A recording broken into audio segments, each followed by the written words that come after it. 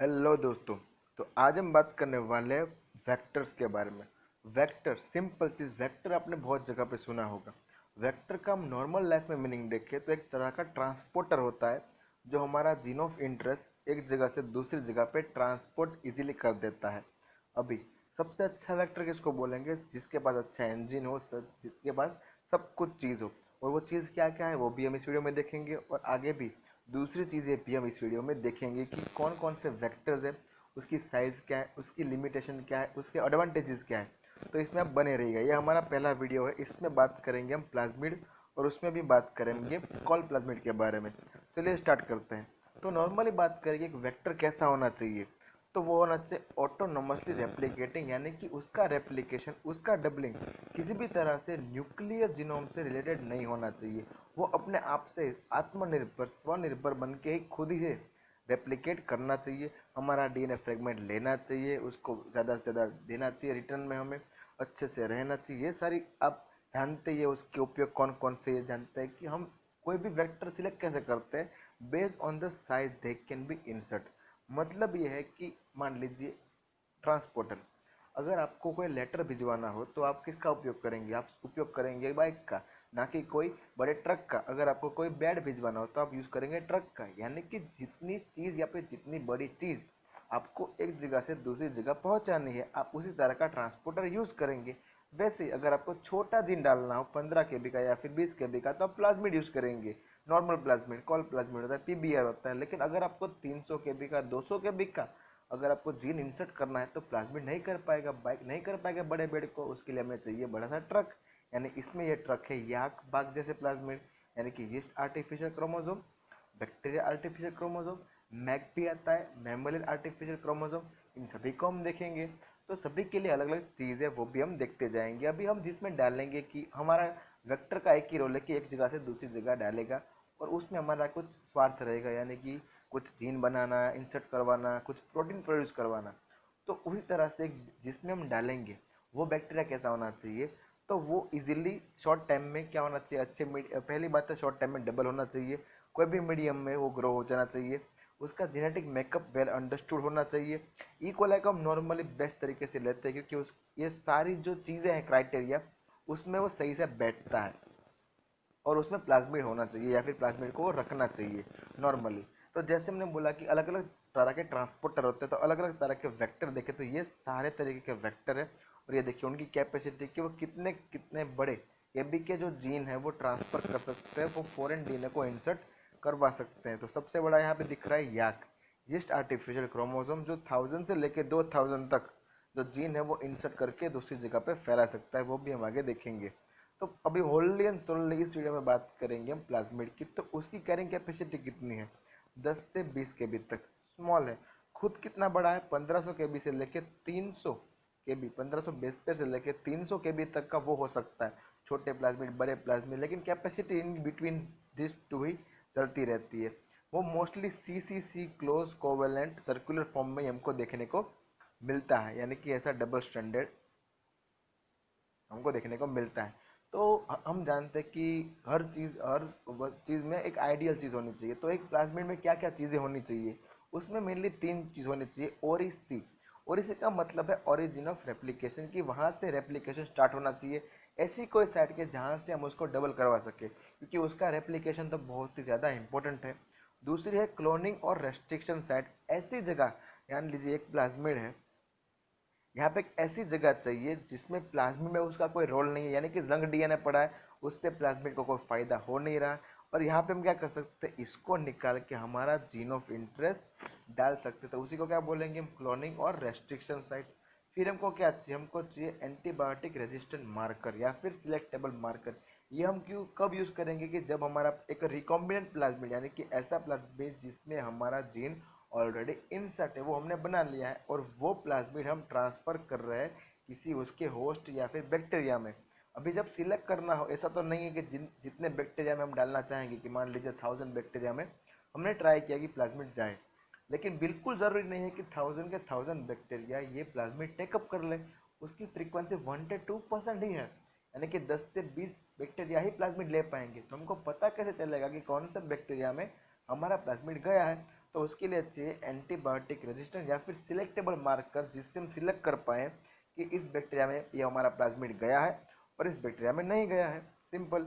अगर हम देखें क्लासिफिकेशन, तो हम उसको दो क्लास में डिवाइड कर सकते हैं based on copy number. Copy number किस में बोलेंगे कि मान लीजिए एक होस्ट है, उस होस्ट में कितने प्लाज्मिड, कितनी कॉपी ऑफ प्लाज्मिड रह सकती है। उसमें आएंगे दो तरह के, रिलैक्स एंड स्ट्रिंजेंट।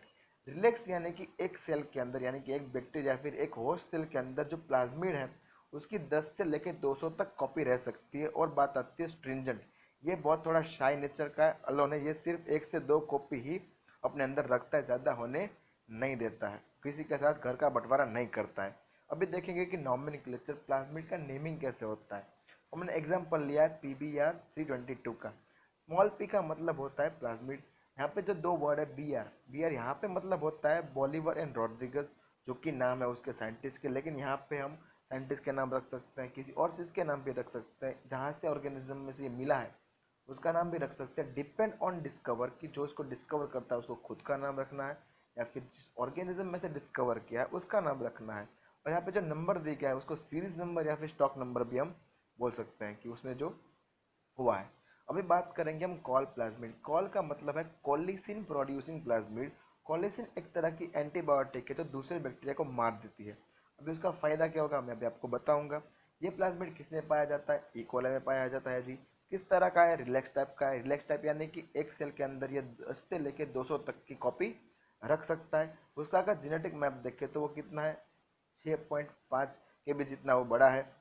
वो क्या एनकोड करता है? बैक्टीरियोसिन या फिर कोलिसिन। कोलिसिन को दूसरा बोलते हैं बैक्टीरियोसिन, क्योंकि वो बैक्टीरिया में से मिलता है। अभी एक प्लाज्मिड के अंदर क्या क्या होना चाहिए देखिए। यहाँ पे एक सियाजीन, ये प्लाज्मिड है उसमें सियाजीन है। सियाजीन क्या करता है? कोड करता है किसको? कोलिसिन को। अब एक चीज देखिए, एक मीडियम है, वहाँ पे इकोलाई ग्रो हो रहा है। अभी उस मीडियम में बहुत सारे इकोलाई होंगे, दूसरे बैक्टीरिया भी होंगे। अब एक टाइम आएगा कि उस मीडियम का डेप्रीवेशन होना स्टार्ट हो जाएगा। अभी मीडियम कम होना स्टार्ट हो जाएगा, यानी कि अब बैक्टीरिया में कंपटीशन बढ़ जाएगी, कौन खाएगा कौन नहीं खाएगा।